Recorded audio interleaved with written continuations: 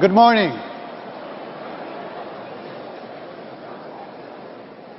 My name is Gilad Shani, and I'm a research analyst at Baron Capital, following the tech and energy infrastructure sectors.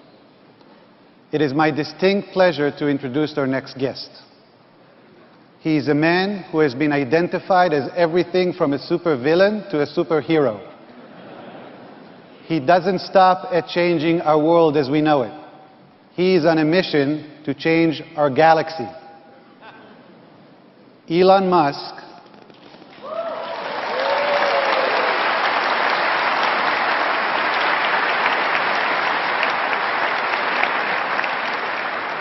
is the CEO of Tesla, a company whose mission is to accelerate the world's transition to sustainable transport. In 2004, Elon was a lead investor in Tesla's first financing round, and in 2008, when the company was near bankruptcy, Elon became CEO and led its growth to over $5 billion of revenue today.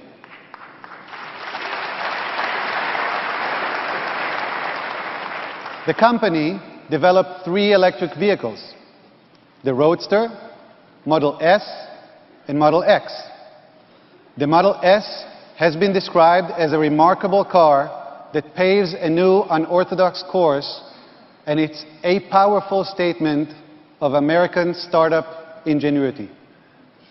Model X, which was recently launched, has a wait time of over a year. Tesla sold almost 100,000 vehicles, electric vehicles, to date. Tesla is building a battery manufacturing plant called Gigafactory that will be 10 times bigger than the largest Boeing facility producing Dreamliners. Interestingly, Tesla is the largest battery consumer in the world, surpassing consumer electronic companies like Samsung and Apple. Elon is a scientist, an inventor, a designer, and one of the world's most innovative minds. He is helping to advance some of the world's most disruptive technologies: Tesla in the auto industry, SpaceX in the aerospace industry, and Solar City in the power industry. Now please welcome Elon and Ron for a conversation. That's pretty cool.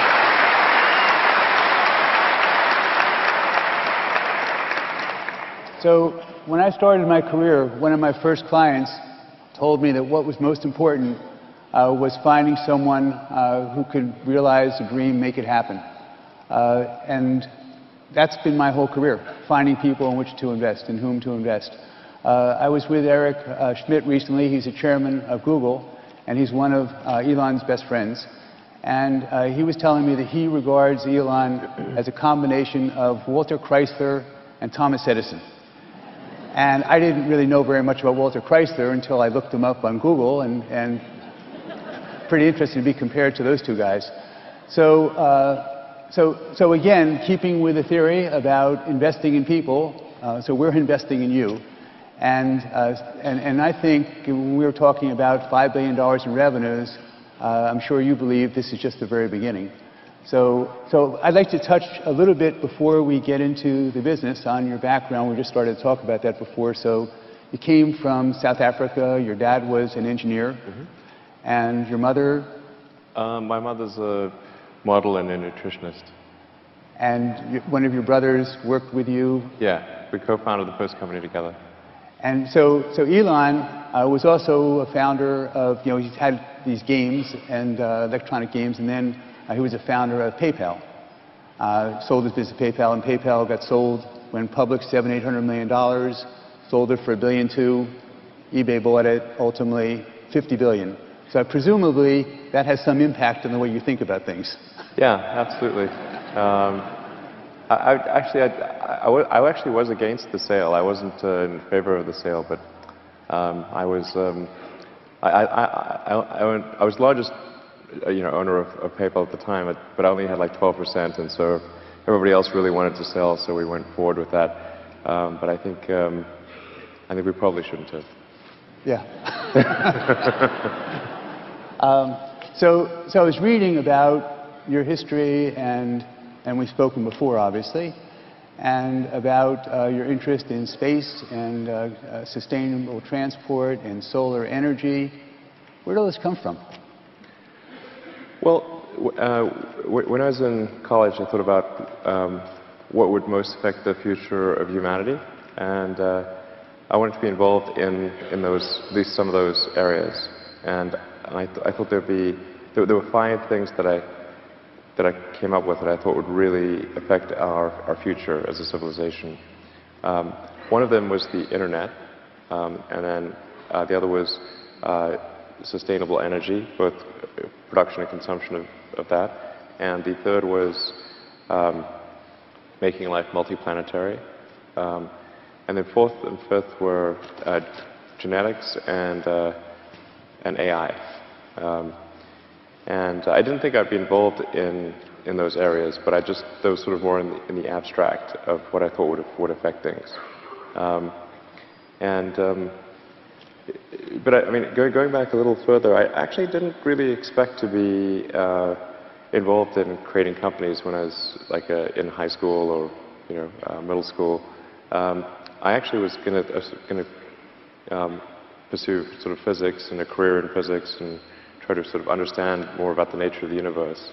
But then things like the superconducting super collider got cancelled, and I thought, well, like, what if I'm stuck in some situation like that, and then there's like some act of government basically stops things, and then it would all be a waste. So when I think about cars, and so obviously, if you're using hydrocarbons and burning them and wrecking the environment, it makes it tough to live on Earth. And as you pointed out, unless we adapt and can start to breathe carbon dioxide. And so that's your effort there. But yeah, actually, the thing is that in college, my interest in sustainable energy was purely, at the time, was really from the standpoint of us eventually running out of hydrocarbons to mine and burn. So there's obviously limited supply of oil in the ground, and eventually we would have to transition to something that's sustainable. Because when we're drawing oil from the ground, we're essentially taking the accumulated solar energy that was bound up in plants and animals, and then over hundreds of millions of years was turned into oil. And that's obviously finite, and if we run out of that and don't have a good solution, then there would be economic collapse, independent of any environmental concerns. And so that was actually what sort of initiated my interest in sustainable energy. And it's sort of tautological. I mean, if energy needs to be sustainable if it's going to last for the long term. And then over time it became apparent that there was actually an even more pressing concern, which is that we're quite materially changing the chemical constituency of the oceans and atmosphere. And the way that humanity has kind of grown up around the world is that we've put so many of our cities and settlements and towns right along the coastline, and the world is quite sort of delicate in these sort of chemical balance. And so that if we do take trillions of tons of CO2 that was buried deep underground and has been in a lot of cases since the Precambrian era, when the most sophisticated thing was like a sponge, then it would be a bad experiment to run. So it seems so obvious, and we have all these car companies that make all these cars every year that burn gasoline, and nobody wanted to do anything. But why? Why? So it's so obvious. You read in evidence, and Exxon was in the paper about the impact that they're having on the environment, and they hit it.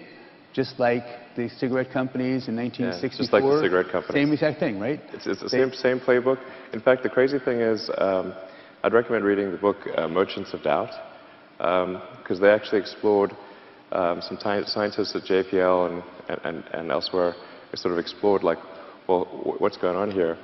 And they actually found that the oil and gas industry is actually using literally the same lobbyists as the tobacco industry, like by name, not even the firm. Amazing. Like some of those guys they're still going. Amazing. Yeah, so, I mean, and just like... But they learned how to do it. Yeah, absolutely. And then, oddly enough, the one movie I was involved with making was a movie called Thank You for Smoking, which I recommend watching. It's kind of a fun movie. But it's sort of, it's based on Buckley's book, and it really gets to the truth of the matter of like how all this happens. And what they do is essentially exploit doubt. And so even when you've got a situation where virtually every scientist on Earth agrees that this is, that global warming is real, that adding billions of tons of carbon to the atmosphere and oceans is a bad idea, then you have a few percent of who dissent, and then the way that it is presented to the public is not that 97 or 98% of scientists think what we're doing is crazy, but simply that scientists disagree. Now scientists disagree about everything. Okay, you will not find 100% of scientists who agree about anything. But this is a very disingenuous argument. So I understand that, and then I go to visit your plant, and I've been there, go every 3 or 4 months now. And I guess not very many people who are analysts on Wall Street, even though 22 guys publish about Tesla, I think very few have actually been there, and hardly anyone's spoken to you. But then when I go into the plant, and I see, and I've been to other automobile plants also, and there's a lot of people, not that many machines, and I see our plant in Tesla, and I see a lot of machines and not that many people. And I look at it, and it appears to me so Herculean. How do you build such a thing, and how could you ever think you're going to be successful? How would you do such a thing? And then to start up, you're a poor immigrant kid, you come here and you do, how do you do that? How'd that work? Sure. Well, I mean, at the beginning of Tesla, I didn't think we would be successful. I thought we would almost certainly fail. And you put all the money you had in PayPal to invest in this, and you thought you'd fail? Yeah. I mean, I could walk you through the basic logic of, coming out of PayPal, I was fortunate enough to have about $180 million, and I thought, well, that's a lot of money. If I'm going to assign half of this to SpaceX, Tesla, and Solar City, and then I'll still have the other half, and it'll be fine. But you told your wife if it doesn't work when you live in her parents' basement? I did, yeah.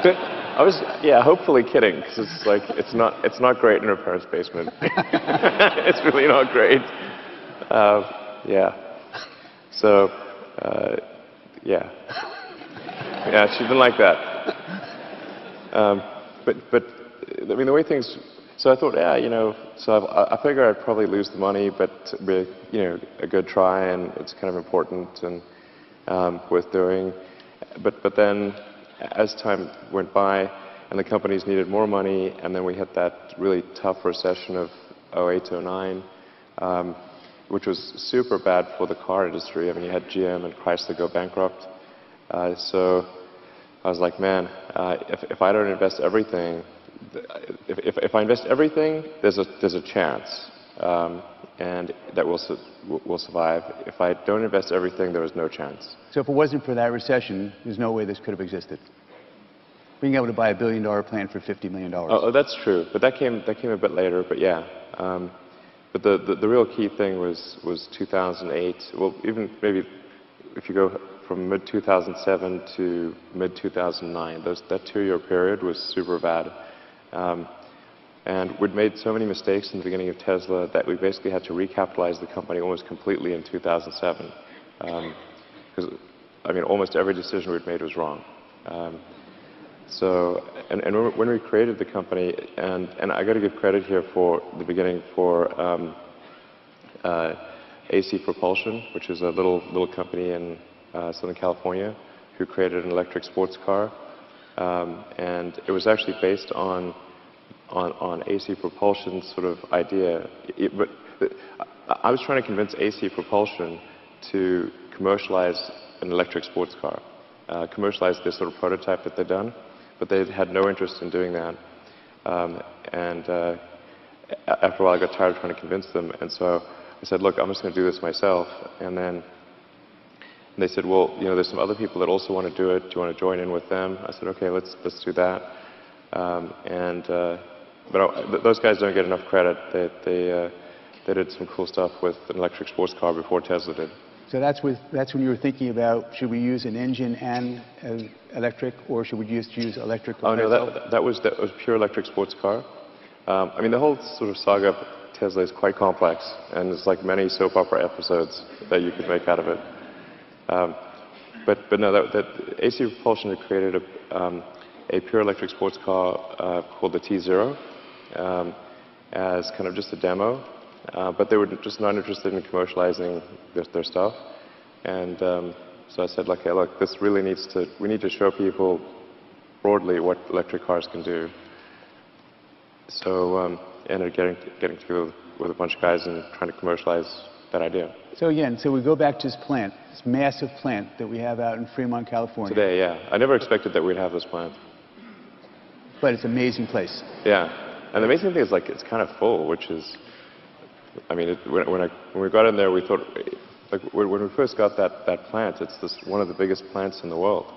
I think it's sort of, like, by footprint, I mean, I think it's like maybe the third or fourth biggest manufacturer. How many square feet? It's 5.5 million square feet. 5.5 million. Yeah. So that's what, 100 and how many acres? You mean under roof? 150 acres? Yeah, exactly. It's a General Motors building. Just to give you perspective, General Motors building, which is where the Apple store is, that one block, that's 1 acre. This is 150 acres. Yeah, it's crazy. You could go camping in there. Like, it takes you a long time to walk from one side to the other. We have bikes in the factory, so you can just get around a bit faster. And like, when we first got this, which was actually, it was a little bit later, it was in early 2010. We thought, man, there's no way we'd ever get that awesome plant because, you know, it just cost too much. And we didn't have much money. But then, as a result of the recession, the plant, which was joint owned by GM and Toyota, they decided to close it down.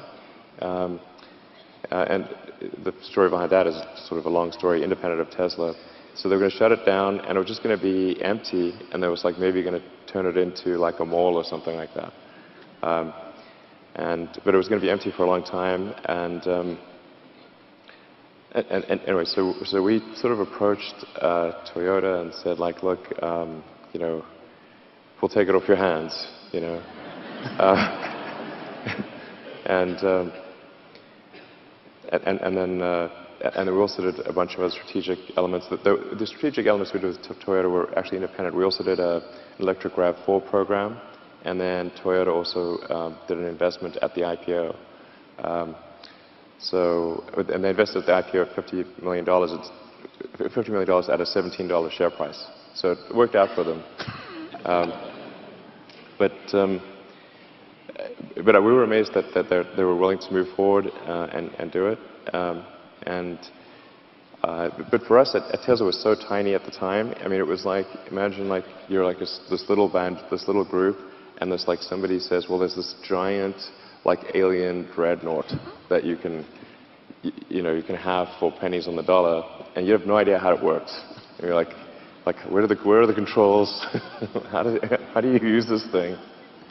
And that's what we were fortunate enough to buy it at a point where automotive plants were not worth much. So this plant ultimately is going to be able to do 500,000 cars a year? I think 500,000 cars, and you know, we could conceivably go beyond 500,000 cars there. But that's not really the dream. I mean, long term, I think we want to try to do several million cars. Yeah, I mean, from volume standpoint. But we're now doing 50,000 this year and 75,000 next year. We're talking about several million. But we think about Volkswagen, 10 million, Toyota, 10 million, General Motors, 8 or 9 million. profit margin's a fraction of what we think we can do, why can't we be bigger than them? Well, I mean, I guess... I mean, that's pretty... Possibly. It's not out of the question. I think over time, if we continue to... If we build great products and we keep our cost structure competitive, then I think, who knows what the ultimate... So we're going to need a lot of these plants? Yes. Many plants. In fact, many auto plants and many gigafactories, I think, are needed. So the gigafactory, let's do that one. So gigafactories in Nevada, and this is $4 billion, $5 billion? We're expecting it to be roughly a $5 billion capital investment to get to full production. Although Tesla's providing roughly 50–60% of that over time, and then our strategic partners like Panasonic and a number of others are providing the other half, roughly. And then Nevada gave us $1 billion or in tax credits or savings or something? The whole tax credit thing drives me crazy. Well, we're not going to turn it back. Yeah, it sounds much better than it is. So actually, the first time I heard that the amount was $1.3 billion was at the press conference announcing the deal, and I was like, really? How did we get to 1.3? What we actually got was Nevada gave us some free land, but the state of Nevada has a lot of land, so this is not it's not in short supply. Like the desert. Yeah, there's a lot of land in Nevada, as I said.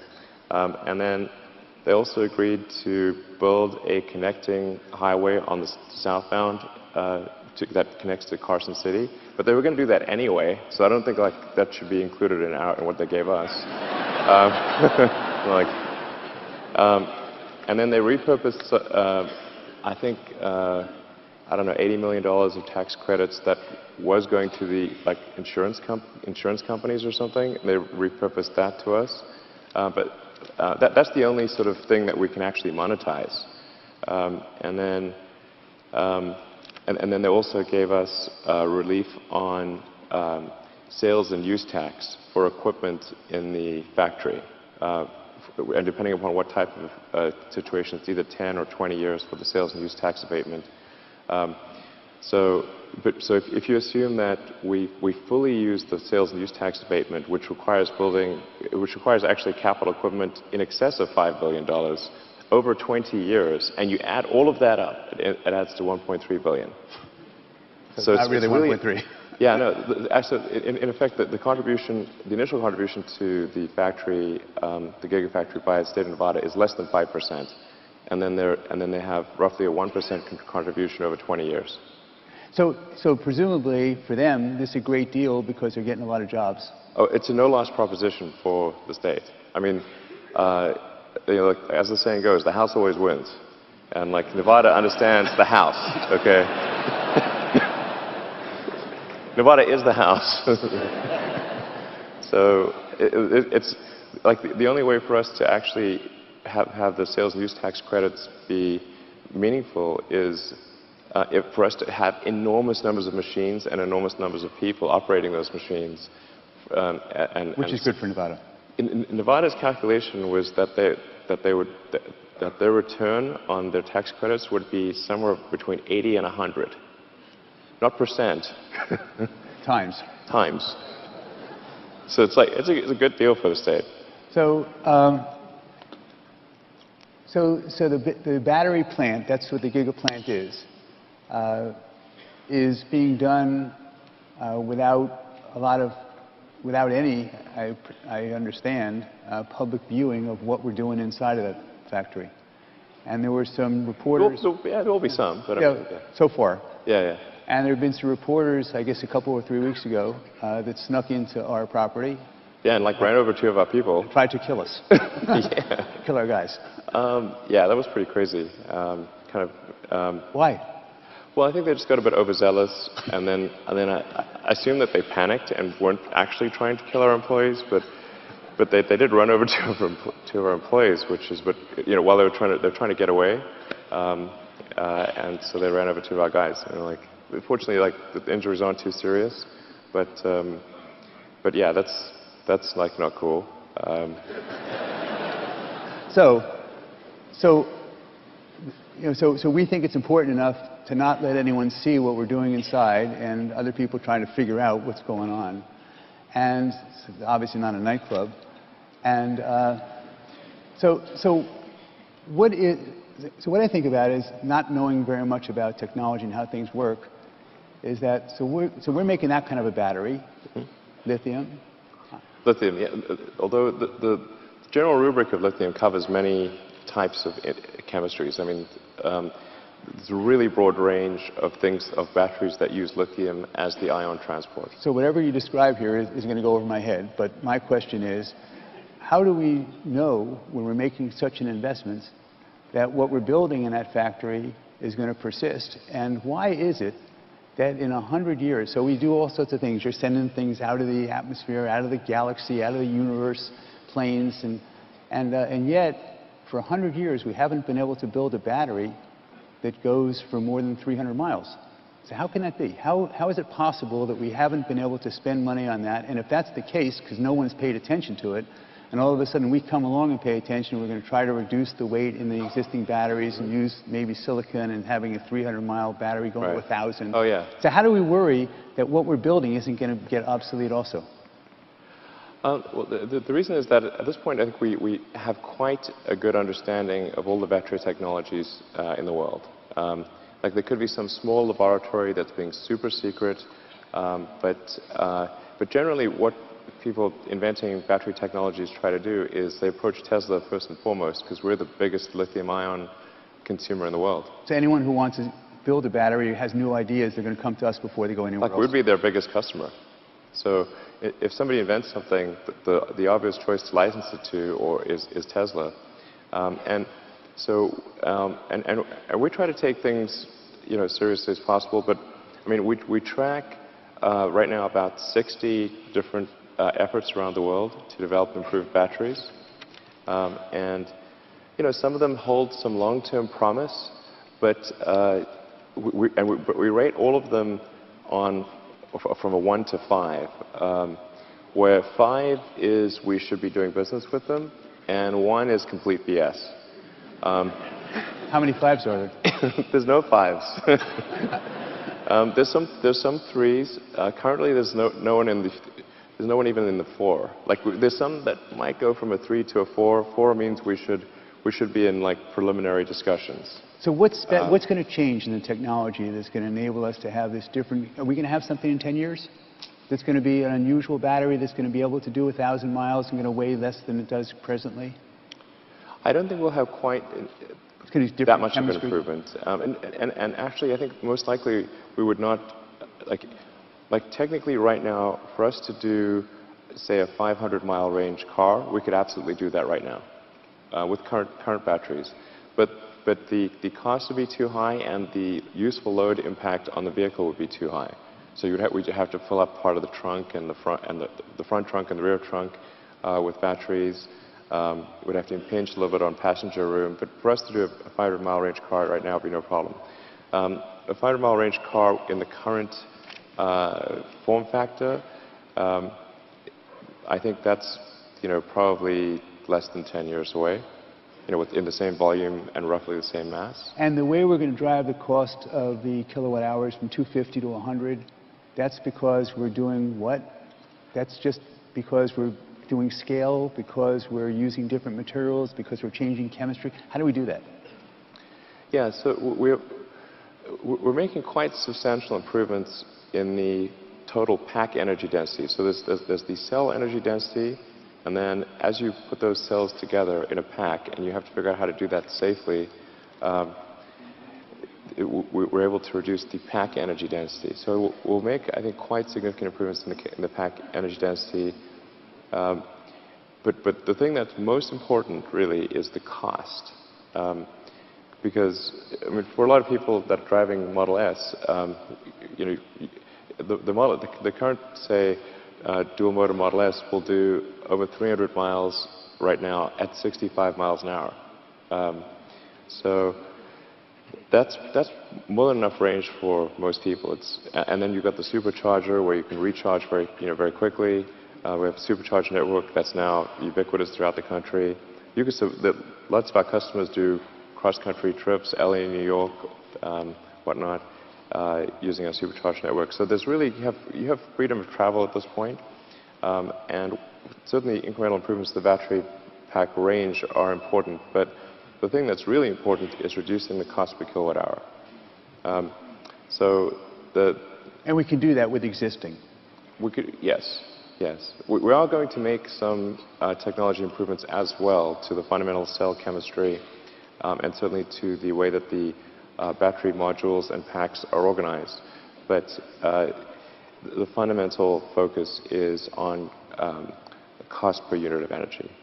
And that's what the Gigafactory is about. It's taking economies of scale as far as we can possibly imagine, to a very extreme level. As far as we can, that's what gets it to 100, or that's what gets it lower than 100? To sort of 100 what? $100 a kilowatt. Oh. We can't comment on exact price numbers, but I mean, that's approximately, you know, that's in the ballpark of what we're aiming for. And it's important to cut essentially the cost per kilowatt hour at least by 30% with the Gigafactory, and our aspiration, of course, is to do better than a 30% cost per kilowatt hour reduction. In order to achieve the 50% cost reduction for the Model 3, which is about a 20% smaller car, and so would require, for the same range, 20% pure, less energy. That means to get to the full 50%, we need another 30 points coming from economies of scale, which I'm actually very confident we'll achieve. And at the Gigafactory, what we're doing is consolidating the production of the pack all the way from the raw materials. So there's literally cars coming in from the mines, like rail cars of raw materials from the mines, and then out come completely finished battery packs. And this has actually never been done before, for batteries at least. What we're able to do in this process is massively improve the cost of the cells and the packs, because today, if you were to trace the movement of the raw materials from when they're mined, and they go through the various refining steps around the world, and eventually are put in a cell, and then that cell eventually is put into a module and a pack, and then put into a car, and then delivered to somebody. The raw material, that molecule from the mine, is doing an around-the-world trip like 3 times. It's really crazy. And there are even steps in the process where it is converted first into one... That's a big opportunity for efficiency. Yeah, huge, huge. So one of the things... So Jeffrey Katzenberg is someone who I'm friendly with. And he had a well-publicized accident in his Tesla car a week ago, or 2 weeks ago, or a month ago, when someone went through a stoplight and a big SUV and hit him at 40 miles an hour. And he says that the Tesla car saved his life. And he said, because of the crushed zones, I guess. And he said it was just the most amazing thing. So here, this guy, well-known, great publicity. Then there's something on the internet that says that someone was just driving a car along, and the car was about to smash into them. And the car, and he didn't see it, and the car saw it and stopped, turned around and stopped. Right. And so here we have this safety, much safer car than the other cars. Yes. And Tom Frisker, I presume you know him, and his mom, Cindy, Tom is in his 60s, and his mom, Cindy, I don't know how, I guess she won't say how old she is, but she's more than 60s. And so he drove his car to her house, and she said, I like this car, and so she kept the car. And so one of the things that's interesting to me is that you talk about safety, but you don't really say, your promotion isn't, this is the safest car ever. I mean, I know you say it, but isn't that an unbelievable opportunity to promote, to change the demographic of who's buying our car, and to get more Cindy Priskers instead of Toms, or instead of Tom's children? I'm glad you mentioned that. In fact, in designing the Model S and the Model X, safety was our absolute paramount goal. And you know, I mean, I felt like obviously my family will be in the car, my friends' families. If I didn't do everything possible to maximize safety and something went wrong, I couldn't live with myself. So, I mean, we spent enormous amounts of time on safety, and the whole car is architected for maximum safety. And we have physics on our side here, which is very, very important. And I'll just go briefly, like, why exactly is the car safe? Because you hear things like cars are 5 stars and all that, but I mean, this 5 stars, that's not an actual statistical number. Like, you know, safety statistics are not measured really in stars. There's an actual probability of injury, which is that's the number that's most important, and the probability of injury. You can look it up. It's sort of buried in the Department of Transport website, but they have this. For each individual car? Yeah, every car has a combined probability of injury, and the Model S is still, even though we did it 3 years ago, it still has the lowest probability of injury of any car ever tested, and that's just on passive safety, and then we have the active safety as well, and the reasons basically are that. Because the car does not have a big steel engine block in the front, we have a front trunk as well as a rear trunk, because the electric motors are so small that they're actually coaxial with the axles. So when you have a high-speed frontal collision, what really matters is force over distance. You know, it's just like jumping into a pool from a high. If you jump from a high diving board or something into a pool, you'd want a deep pool and one without rocks in it.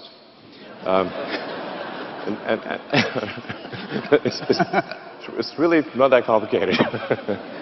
It's the same thing for a car. And what people don't realize is, like, you think of like having a steel engine block is protecting you, except that when you hit something, you're going 60 miles an hour. So it's stopping you that is important. And so that deceleration distance is incredibly important.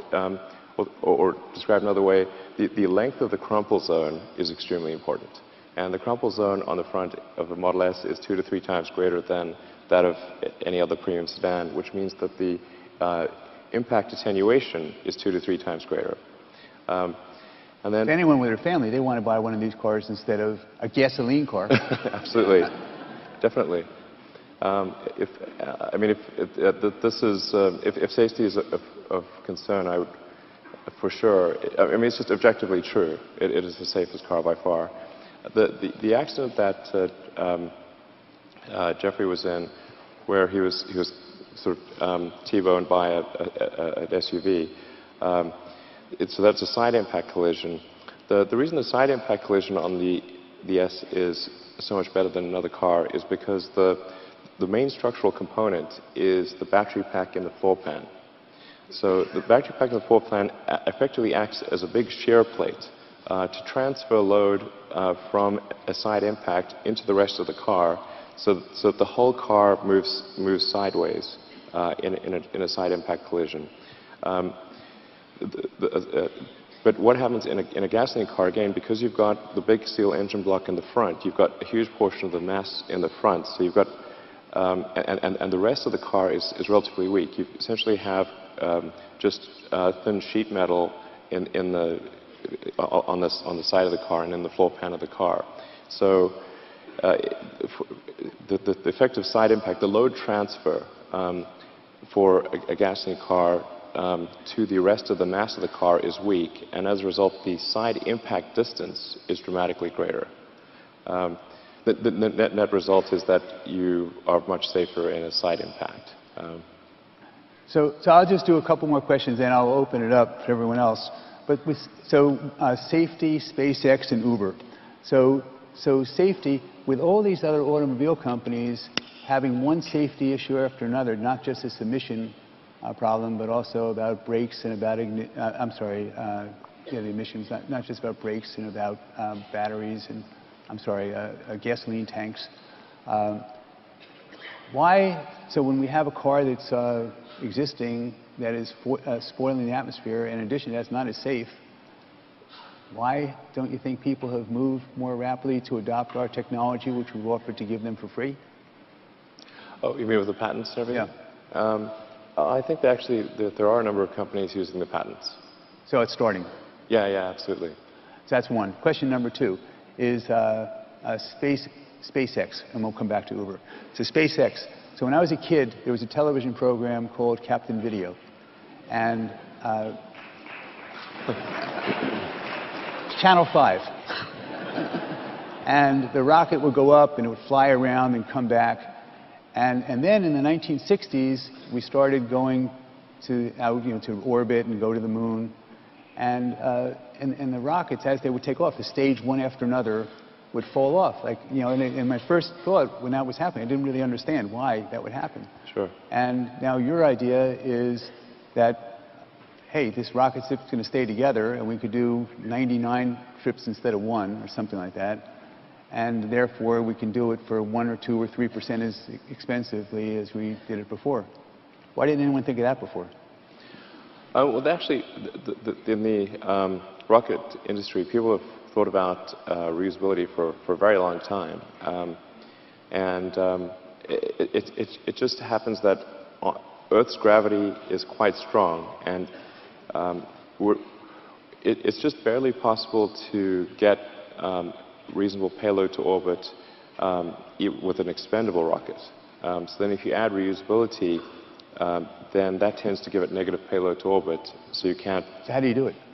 So you've got to do two things. You've got to really advance the core rocket technology itself, as far as the engines, the airframe, the avionics, the recovery systems, like the landing legs, and the boost back capability. You've got to make the rocket such that if it was in a pure expendable mode, it would get approximately 4 or slightly more than 4% of its payload mass to orbit. And to put this in perspective, normally a rocket gets about 2% of its payload mass to orbit. So it's a very small number. But if you can push that to 2-ish% to more like 4% on an expendable basis, and then be really efficient in the way that the reuse takes place, such that the reuse penalty is only maybe half of that, so you still have a net payload to orbit of 2%. That's essentially what's needed to achieve reusability. I mean, SpaceX has been at it now for 13 years, and we haven't yet achieved it. So, so I think what we've done thus far is evolutionary, not revolutionary. But I think we're within sort of shooting distance of this. I think within the next year we'll be able to land the rocket intact. We'll be able to land the rocket, just not intact. There's some exciting videos on YouTube if you want to watch them. But I think we're close to landing it intact, and then we need to examine the rocket once we get it back to see what needs to be strengthened, where do we over-strengthen things that we don't need to add as much mass, and then we'll be able to do reusability with the rocket. And just like some of these things are maybe they're not obvious to people who aren't familiar with the rocket industry, but the cost of our rocket is to build it is $60 million, and but the cost of the propellant, the fuel and oxygen and so forth, is only about $250,000. Wow. Or maybe $300,000 thereabouts. But it's basically, it's only about as expensive as, say, fueling up a 747. Okay, my last question is Uber. So I listened to your conference call, and someone asked whether we could be like Uber, and I won't ask you that. But been asked that a lot. Yeah, because you always say, "Oh, can't comment on that. I'm not ready to make any announcements in that area." But my question is, so there's another company, it's much smaller than Uber, called Lyft. Mm-hmm. And I guess it's Carl Icahn is an investor in that, and I think Len Blavatnik is too. And so my question is that what is it about Uber's business that will make them immune from being attacked by Lyft? Does Lyft have a chance against Uber? Oh, wow. I'm not really an expert in that arena. I mean, is there some kind of scale that they have that makes it impossible for someone to compete against them, is really my question. I think there's probably, I mean, I've spent no time thinking about it, but my impression, this is an impression with like low confidence, is that there's room for both Uber and Lyft. Yeah, that's what I can see. Okay, so Elon, I'll take some questions now. Is that okay? Yeah, sure, no problem. And then afterwards, I'm sure that there's a couple of Teslas out on the mall, and I'm not getting a commission to sell them. But if you sign up for a test drive, and we know about it, then we will send you a present. So you can get that afterwards. But in the meantime, questions? Oh, I should mention, I guess got reminded, that there's actually, for anyone that isn't able to do a test drive today, we've actually arranged a special VIP URL just for you guys, which is teslaMotors.com/Baron. Wow, cool. Yeah, so it's just, yeah. Thank you. Number 6. Hi. I had the pleasure of test driving an S just the other night, so it was 5 minutes in New York City traffic, but sweet, yay. I know you're not saying a whole lot about the Model 3 at this point, but I'm just curious what you're willing to say about the experience of driving a $35,000 or so Model 3 as compared to driving a Model S. Sure. Well, our intent is the Model S and the X will be our kind of premium, sort of high-end cars. And we will try to lead with new technologies in the S and the X. So that'll be the advantage of the S and the X. But the 3 will be a smaller version, so maybe about 20% smaller, comparable in size to, say, a 3 Series BMW or an Audi A4. But it's going to have a very similar feel to the S, and so it'll be sort of have great acceleration, good driving feel, good handling, and for the size of the vehicle, great cargo space. Yeah, I should mention, like the S, because it's got a trunk in the front and a trunk in the back.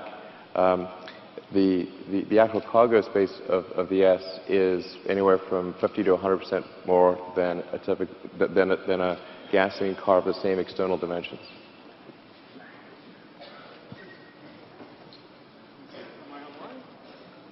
You're the one. Thank you so much for joining us. I think that is fantastic. I think I, as well everybody else here, enjoyed hearing from you. And you were indeed a visionary.